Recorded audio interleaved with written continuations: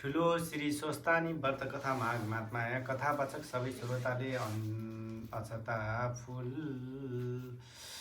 लिएर हात जोड्नु, भक्तले प्रार्थना पढ्नु। यम वर्मा वरुणेन्द्र रुद्र मरुत स्तुनवन्ती दिव्य स्तैवर वेदै साङ्ग पदोकर्मोशनि गायन्त्यं सामगा ध्यानावस्थित ततगतेन मनसा पश्यन्त्यं योगिनो यस्शान्तं न विदुरसुरासुरगणदेवाय तस्मै नमः। श्रीमद्चन्दनचर्चितो जलभू शुक्लम्बरा मल्लिका मालालङ्कृतकुण्डला पर्विलसन्मुक्तावली शोभिता सर्वज्ञाननिधानपुस्तकधरा रुद्राक्षिमालाधरा वाग्देवी वदनाम्बुजे वसतु मे त्रैलोक्यमाता चिरम्। मूकं करोति वाचालं पङ्गुलङ्घयते गिरिं यत्कृपातमहं वन्दे परमानन्दमाधवम्।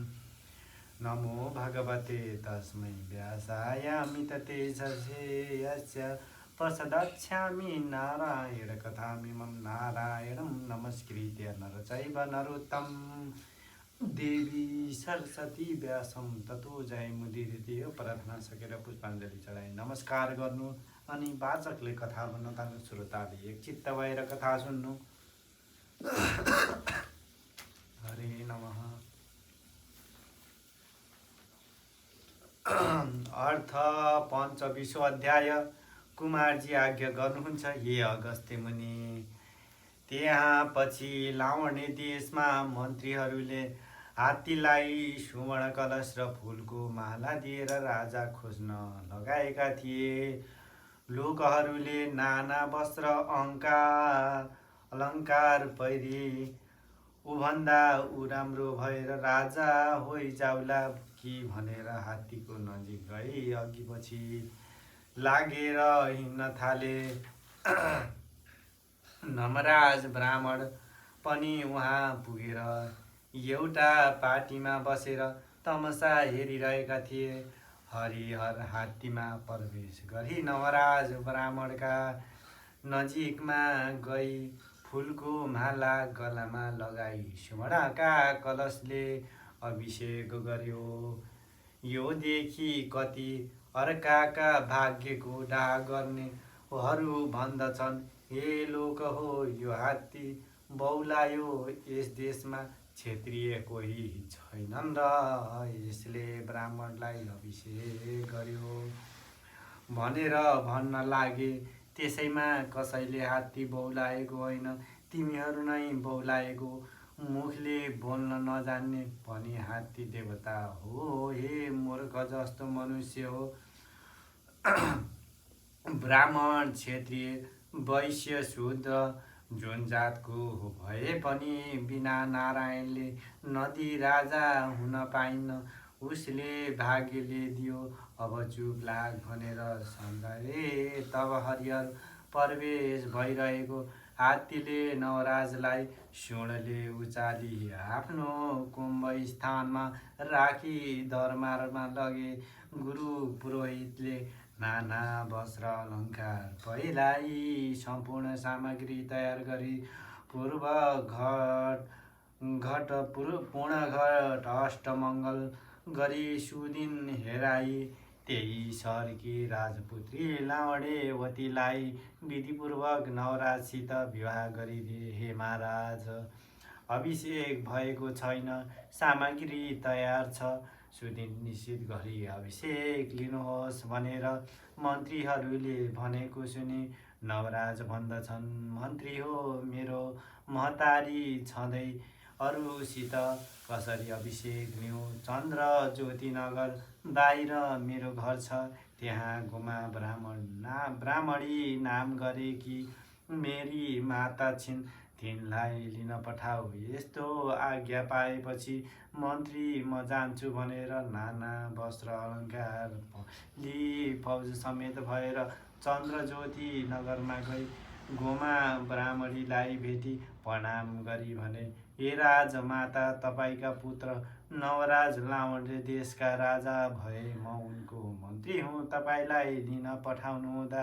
आएँ वस्त्र अलङ्कार पालकी ल्याएको छ, पहिरेर सवारी होस्। यस्तो मन्त्रीहरूको कुरा सुनेर खुसी भई वस्त्र अलङ्कार पहिरी गोमा लावण देश जान लागिन्। चन्द्रज्योति नगरका स्त्रीहरूले चाल पाएर अतारिएर हेर्न जाँदा कतिका कपालका केश फुकेका, कसैका छोराछोरी रोएका, कोही खाँदै खाँदै उठेर हिँडे। त्यसरी गोमा फौज समेत जान लागेको देखि हे स्त्री जाति भए पनि सधैँ अर्काको ढिकी जाँतो गरी दुःख सहेर बाँचिरहेकी थिइन्। आजमा राजमाता भइन् भनेर कुरा गर्दथे। उता गोमा लावणले देशको नजिकमा पुगिन् र नवराजले चाल पाई हात्ती घोडा रथ लगी गीतावाद गर्दै सिन्दुर यात्रा गरेर दरबारमा लगी दण्डवत गरेर, हे माता तपाईँका तपस्याले म राजा भएँ,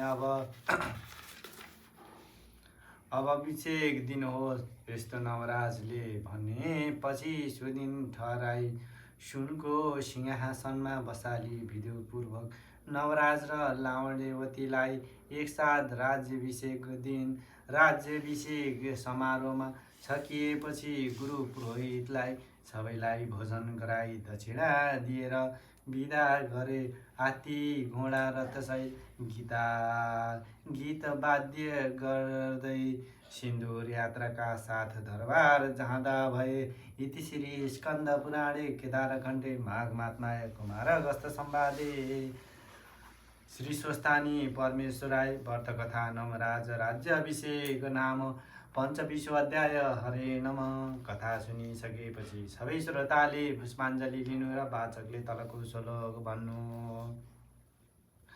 उपनयन्तु मङ्गलव सकल जङ्गल मङ्गलाय श्रीमान दिनाकर किरण निबोधित नवनलिन दलनिवेक्षण कृष्ण काले वर्षतु पर्जन्यये पृथिवी साम्यशालिनी दोषदय क्षोभरितो ब्राह्मणा सन्तु निर्भया अपुत्रा पुत्रेण सन्तु पुत्रेण सन्तु पौत्रेण निर्धना सदना सन्तु जीवन्तु सदा शतं। तत्रैव गङ्गा यमुना च तत्र गोदावरी सिन्धु सरस्वती च तीर्थानि सर्वाणि वसन्ति तत्र यथा चैतुदारकथा प्रसङ्ग या कुन्देन्तु तुषारहार धवला या शुभवस्त्रा विता या वीणा बडनन्दित मण्डितकरा या सविता पद्मासना या वर्मा चैतु शङ्कर प्रवृत्ति देवै सदा वन्दितं सा मां पातु सरस्वती भगवती निशेषजाड्यापाया कायेन वाचा मनसेन्द्रियैर्वा विदितात्मना वा प्रकृति स्वभावतः करोमि यद्य सङ्कल्पै परस्मै नारायण समर्पयते। सबै पुष्पाञ्जली चढाएर नमस्कार गर्नु अनि आफूले चिताएको वर माग्नु समाप्त। शुभम।